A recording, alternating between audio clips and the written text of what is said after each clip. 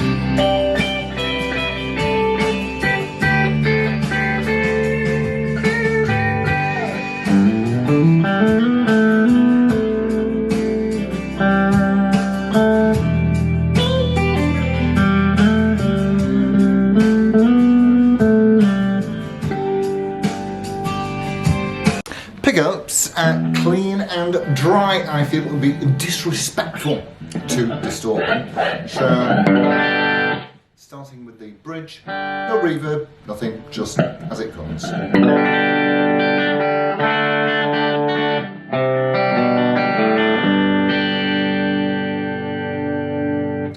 My word. Right, into the centre.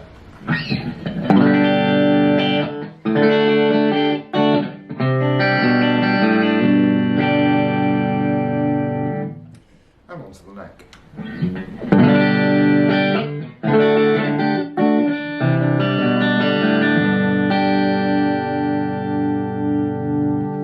Okay, let's have a look. Let's have a quick look inside the case. As you can see by the little plate on there, that this is a genuine Fender tweed case, and inside here, delicious plush red lining. Inside the cubby hole, we have a load of stuff here that's quite important to have a look at. So this guitar comes from Pat's Guitars, no longer functional. There's an archived website on that, on website finder. We've got some Warmoth bits and bobs in here, a couple of case keys by the looks of it, and some Antiquity pickups by Seymour Duncan. There was also, well, you can quite clearly see what that says, so that's with the guitar as well, and there's a little bit of paperwork. Now, I just want to show you, we're going to have a little clip now of what happened, and oh my, what a plum I am. Let's have a look at a little clip. So with this being a really faithful recreation of a 61 reissue, the neck straightness is not what we would like to see, and let's get this on here, so that's better. So what we would like to see obviously is better neck straightness, and unfortunately, because the adjustment is in the base of the neck, which is totally inaccessible from the neck, but because the neck pickup is in the way, then well, I'm afraid it's a neck off job, lads. So that's what we've got. So let's give that a little bit of a turn of the screw and get it as right as we can. Now listen, what I will tell you is this, is that because if you don't get it right the first time, then it's neck on, neck off, neck on, neck off. You get the picture. And so your general rule of thumb is this, is that when you've got your notched edge on, when the neck is off, it wants to be more or less flat with no gaps, because the string tension will create the exact amount of curve in the neck. Right, that's that.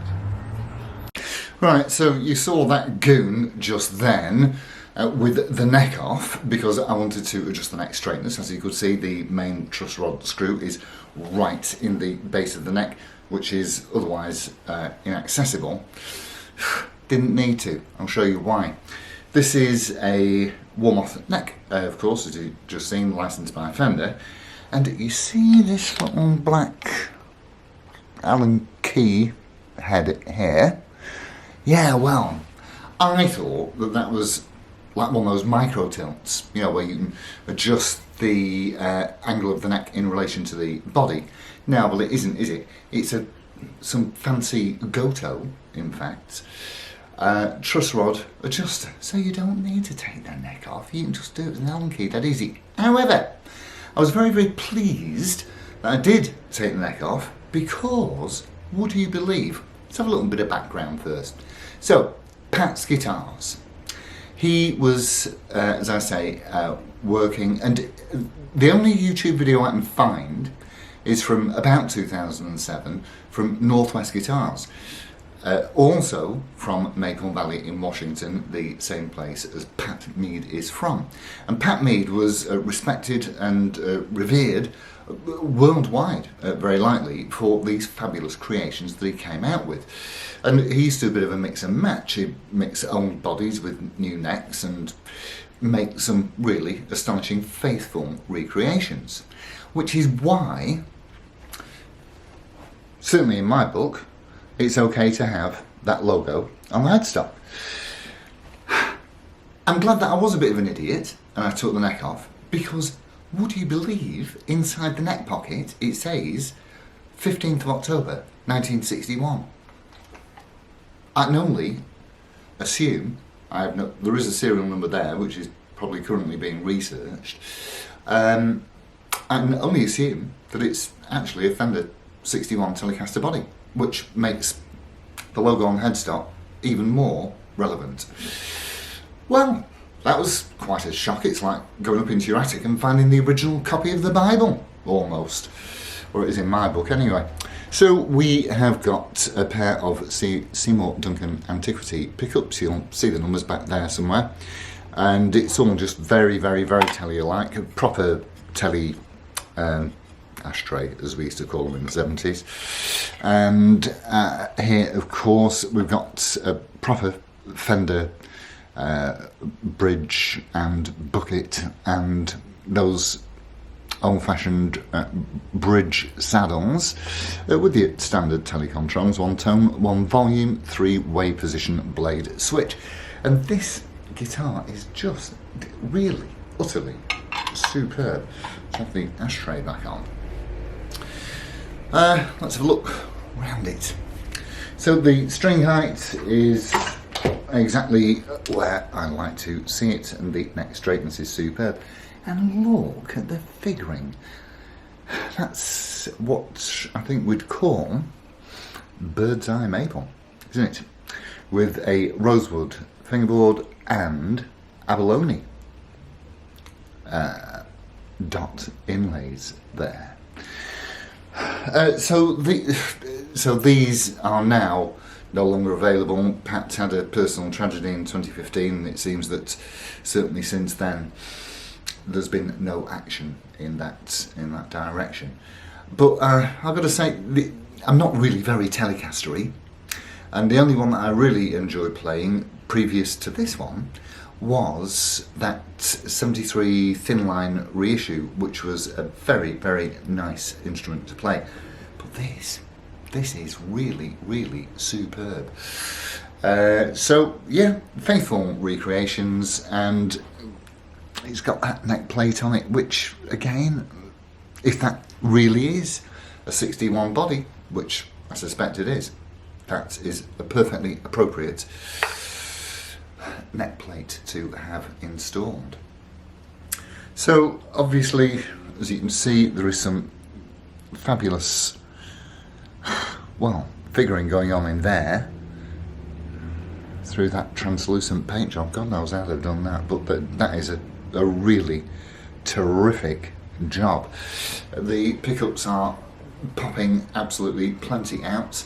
They're nice, and I think on the Seymour Duncan Antiquities blurb it does say that they were designed specifically to give that 60s jangly tone, and that 60s jangly tone they give us indeed, in spades in fact.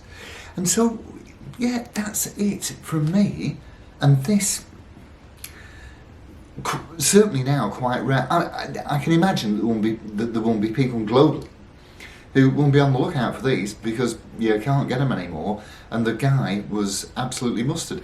Yeah, the other indication that I had when I took the neck off was that, I mean, I didn't really know what to expect when I went in there, but instead of just 4 screw holes, there's about half a dozen or so, which certainly indicates to me that it's been knocking around for a fair old few years, and it's probably had a variety of necks on it over, over its lifetime.